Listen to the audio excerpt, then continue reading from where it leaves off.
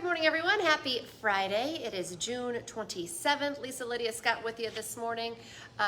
Maybe the start of the holiday week. People might be today and then done. Just take the whole week. One week away from the 4th of July.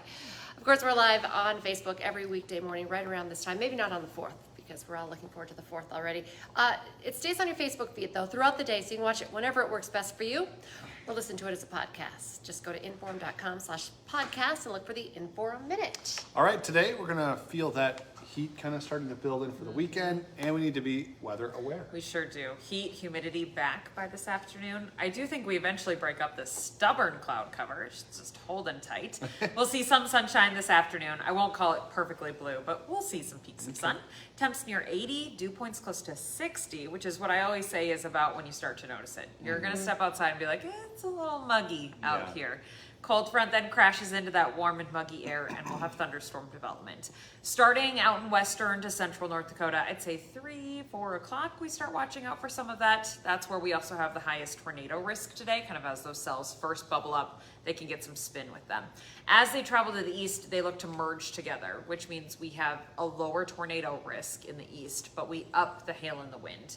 Anywhere from 1 inch to 2.5 inches for your hail. It's about 1/4 to a tennis ball. It's a big chunk of ice. Yeah, for sure. And then wind gusts between 60 to 70 miles an hour. So still damaging wind gusts, even if it's not associated with a tornado per se. Again, it starts out west. I'm aiming about 4 o'clock. And then this continues to move to the east for eastern North Dakota, which would be the valley, northwestern Minnesota. After 7 o'clock is when I think I want you to start paying attention to the radar, being weather aware, especially if you have outdoor plans, of course. So we have a good chunk of day here where we're not worrying about storms. It's later on tonight. Continues into the overnight, should be out of here sometime between like 1 and 2 is kind of my thoughts. So a little noisy to go to bed tonight. All of that clears out.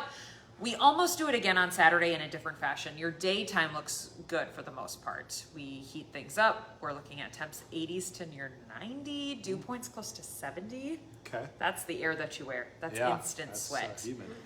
And it's gonna make it feel even hotter, obviously. So your dew points are going to aid in that, if you will. It'll feel mid-90s in some spots tomorrow. So we'll watch out for these thunderstorms to kind of bubble up. This one a little bit of a different pattern, I think, compared to today. Not like the out west and moving to the east situation, but these will bubble up here and there. Better chance of storms, the higher risk for storms develops in the southeast, like Lakes Country, and then moves to the southeast. So our window of time for the really strong storms looks pretty narrow, in my opinion. And then that moves down toward the Twin Cities. So Lakes Country people, I mean, it's a Saturday in June before the 4th of July. So a lot of people will be out on the lakes and it's going to be hot. We watch out for storms afternoon, evening. Again, that moves to the southeast. If you're traveling to the Twin Cities tomorrow, for the weekend in general, we'll watch out for thunderstorms in that direction for Saturday.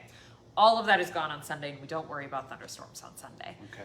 The humidity drops on Sunday, too. Wind flips around to the northwest, pushes in some of that drier air. Dew points go backwards. Temp's still nice. We're not taking a big hit in the temp department. We'll still have 80s on Sunday, but not nearly as sticky. Arguably better. Depends on who you're asking. 80s stick around into next week. I watch out for storm chances 3rd, 4th-ish. I'm not going to pin down details just yet, but we'll keep an eye on it for next week. Okay. Sounds good. That's about it. Keep an eye on the radar. There'll likely be some sort of watch coming later today. Maybe a tornado watch. That's up to the Storm Prediction Center. They're the ones that decide severe thunderstorm watch or tornado watch. But we will watch out for a watch later on, and then you make your plans accordingly after that. Watching for a watch. Watching for a watch. That's where we're at right now. Okay, thanks.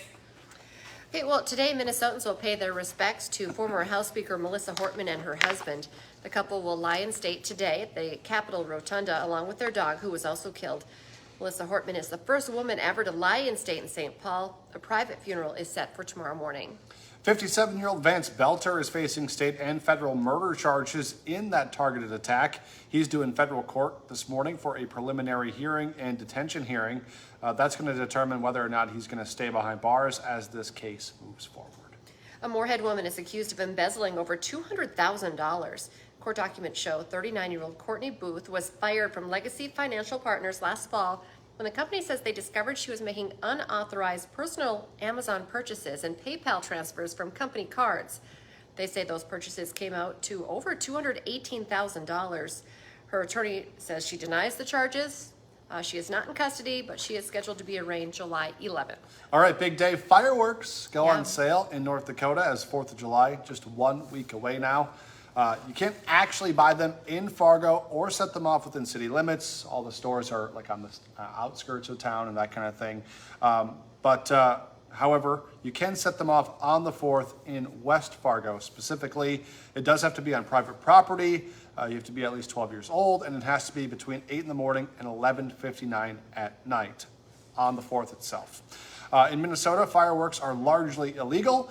You can only use things like sparklers, smoke balls, paper poppers, the small fountains. You just know those little things. Anything that explodes or goes in the air is going to be a no-no in Minnesota. For more specifics, make sure you check your city or county's website for its specific laws, because they really vary place to place by quite a bit. And then, of course, just make sure to be safe if you're using any of those fireworks. Good advice.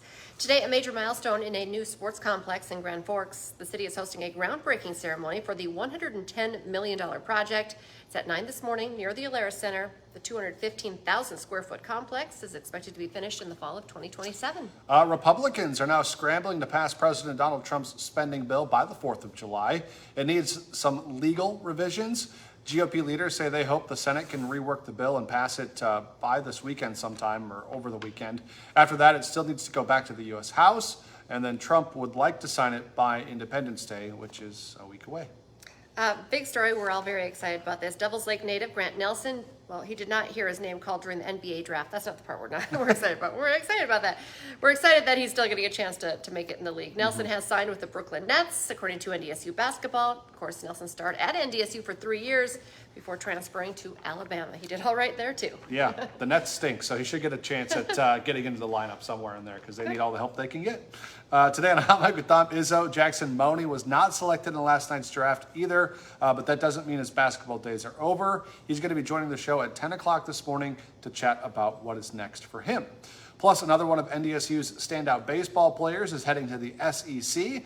This time, the reigning national champions. That is from 9 to 11 on WDAY Extra.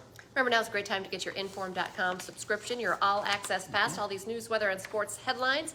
99 cents a month for your first 3 months. It's a great deal. Go to Inform.com/subscribe to check out the deals. All right, make sure to join us for the rest of our newscast today. Next one's at 11, then 4, 5, 6, 9, and 10. And our Storm Tracker weather team will keep you up to date on any of the storms potentially out there. Right. All right. Have a great day, everyone.